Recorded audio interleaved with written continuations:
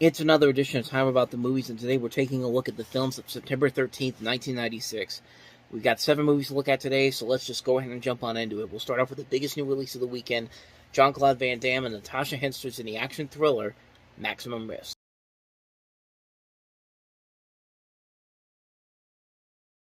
So the premise basically is that Jean-Claude Van Damme, he finds out his twin brother's has died, and so he goes to New York to figure out what happened, and he eventually gets caught up with the Russian mafia, gets involved with his brother's fiancée, played by Natasha Henstridge. I mean, this is something that's been done over and over again. I think we've seen this story done many times. In fact, this is not the first time that Jean-Claude Van Damme has played twin brothers. He played identical twins in Double Impact, which is a movie we looked at back in 1991.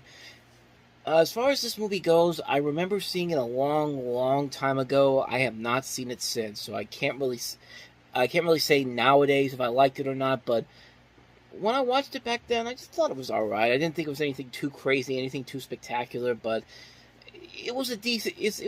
Last that I remember it was a decent film. It wasn't one that I was kind of like wanted to watch again anytime soon. But the last time I remember watching it many years ago, I did kind of enjoy it, but it didn't leave a lasting impact on me. Fun fact about this movie, Jason Freeberg and Aaron Seltzer, best known for the Scary Movie films and then How They Destroyed the Parody Film franchise, parody comedies, they formed an uncredited rewrite on this film, believe it or not.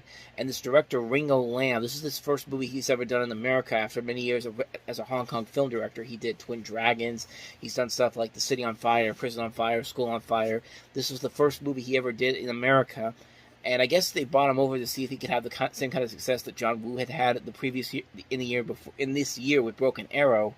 But I don't know. I don't think I remember seeing him directing too many more films here in America that I'm aware of. But we'll see. We'll see once we get to them. We could be getting to some of them in the next couple of years or so. But yeah, like I said before, this movie, I remember watching it many years ago. I haven't seen it since.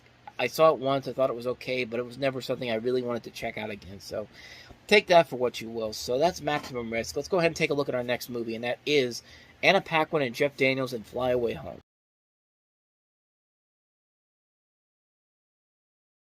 Carol Ballard directed this. She also did The Black Stallion, Never Cry Wolf. Last movie she did was Wind, which was in '92, and the movie she did after this was Duma, but that was 9 years after this, and that's the last movie I remember seeing her name on. This is another one. This is another one kind of like Maximum Risk. I remember seeing it a long time ago, but unlike Maximum Risk, I actually do remember really liking this movie. This is one that I used to watch as a kid, and I haven't seen it in probably almost 20 years ago.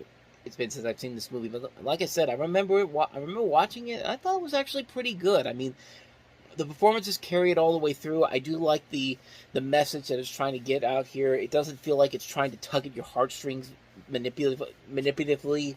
Like it's not trying to force something onto you. It's actually legitimately, it does give you these emotional moments in the legitimate fashion. It never feels like it's cramming it down your throat or anything. And the performances overall, I think, really do carry the film. The visuals overall look pretty impressive. This is Caleb Deschanel, who's done a ton of great cinematography work. He's done stuff with I can't remember what he did. Give me 1 second.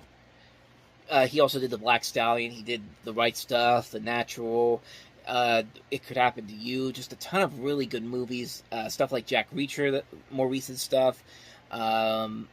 Yeah, a lot of pretty good stuff. And this is a really nice looking film. They do a really good job of getting these shots in the air. And it's nicely done. It's all nicely done. It has a really good story. It has a really good cast to work off of. It's a really good film. I really recommend it. Like I said, even though I haven't seen it in a long time, I do remember really enjoying the film a lot. I think people will really appreciate this movie more than I think people would give it credit for. I think it is a very good, underrated kids film. A good family film overall. I'd say definitely check it out if you can find it. So with that said, let's go ahead and take a look at our next movie, and that is Halle Berry in The Rich Man's Wife.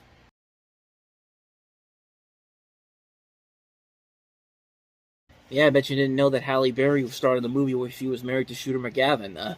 That's Christopher McDonald playing the rich man in this particular role here. Directed by Amy Holden Jones, who did the Slumber Party Massacre, also wrote the Beethoven movies. That's really all I know about this movie because I've never seen it before, and quite frankly, I have no real reason to ever see it. I mean, Halle Berry's made some pretty good movies, but she's made some movies that you can tell right off the bat are really, really bad.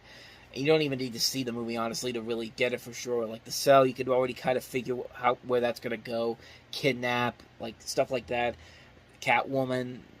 This definitely fits in that category of her just picking films, hoping it's going to be the film that will turn her career around. But of course, eventually down the road, she finally got some better roles, and of course, one that won her an Oscar in Monsters Ball. But this is pretty standard stuff. Like, this is a pretty standard slasher thriller, kind of. It never really feels like it's going to do anything it never does anything to really make you want to watch it.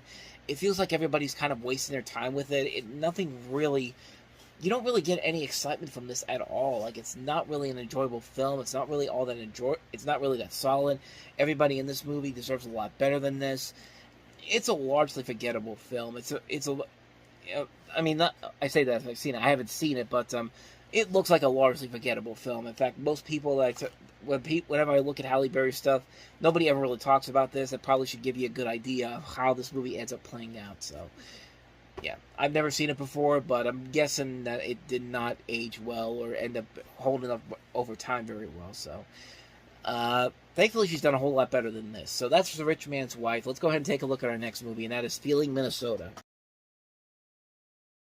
Another one I've never seen before, but it's got a pretty good cast. Keanu Reeves, Vincent D'Onofrio, Cameron Diaz, Tuesday Weld, Dan Aykroyd, Delroy Lindo.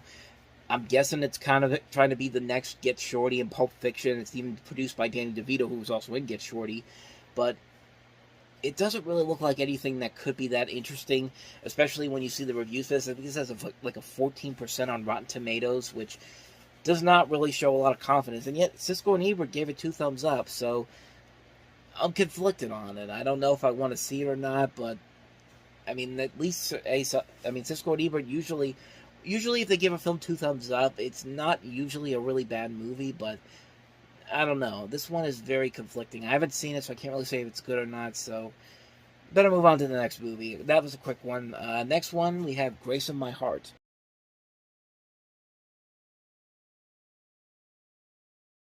Another one I haven't seen before, but it has a really good cast to it. Elena Douglas, Matt Dillon, Eric Stoltz, John Turturro, Patsy Kensit, Bruce Davison, Bridget Fonda, Chris Isaac. There are some good names in this movie, and it does sound like a pretty interesting premise to it, but at the same time, though, it feels like a movie that was overshadowed by a far superior movie that we're going to get to when we get to a couple weeks down the road in 1996 with That Thing You Do, which I think that movie did that a whole lot better, and I think that's a movie that stands out a whole lot more. This one doesn't look like it's a bad movie by any means. It looks like it could be a really enjoyable film. Plus, it's nice to see a character actress like Elena Douglas getting a more prominent leading role in a film like this. So, I wish I had some more to tell you about it, but I haven't seen the film, so I can't really say if it's good or not. But, I mean, I have no reason to believe that it's a bad film. It definitely looks like it has more promise than... Ooh, excuse me. But it definitely feels like it has more promise to it than people would give it credit for. I mean, like I said, I haven't seen the film, but it definitely has a lot of things that could make me want to go see it at some point. If I find it somewhere in is at a thrift store or something, or I find it online cheaply, I'll definitely check it out. But it's not something I want to rush out to see right away. But my interest is definitely piqued on this one. So, Grace of My Heart. Let's go to the next movie, and that is American Buffalo.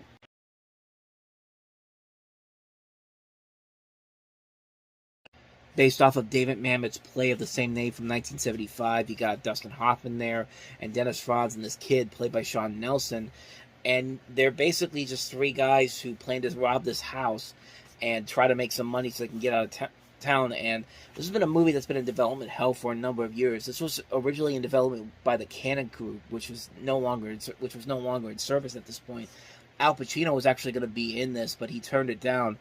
And I mean, it's a film that maybe might be good, because I usually like a lot of David Mamet stuff, but the reviews for this have not been too pleasing. Even though what I'm seeing here, I mean, it doesn't look like it's terrible, but it looks like it has good ideas but bad execution. That's something I usually like to talk about with movies and things that have good ideas to them, but when they actually do the finished product, it kind of falters on what they were trying to do here. I mean, Dustin Hoffman and Dennis Franz look like they're trying their best here, but I mean, it doesn't look like anything that's terrible, but it doesn't look like anything that's really on the level of something like Glengarry Glen Ross. I like David Mamet's stuff a lot, so maybe I might find something in it, but as far as I know, it's not. It's something that could either go either way. It could be really good, could be really bad. I really don't know for sure. I haven't seen it, so let's go ahead and take a look at our last film, and that is American Strays.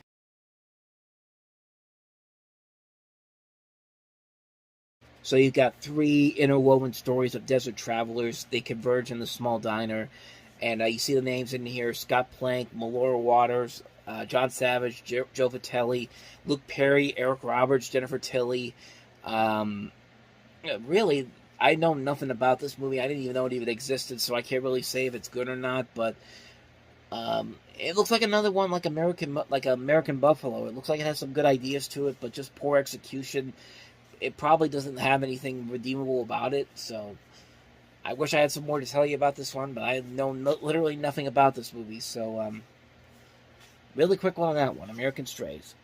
So yeah, not a very good week this week, but next time around we'll get better, because I know there's a couple movies on here of noteworthiness to talk about, including Bette Midler, Goldie Hawn, and Diane Keaton in The First Wives Club, Bruce Willis in Walter Hill's Western Last Man Standing, Stanley Tucci and Oliver Platt in Big Night, Surviving Picasso, Paradiso, Paradiso, and Daytown. So 6 movies to look at next time around, and a couple of good movies in there, so we'll fix it around on the next episode. But until then, thank you very much for watching. If you want to see more videos like this, please hit the playlist on the next page. Check out the previous episode. And I'll see you guys tomorrow for another episode. So thank you very much for watching. I'll see you next time. And until then, as always, take care.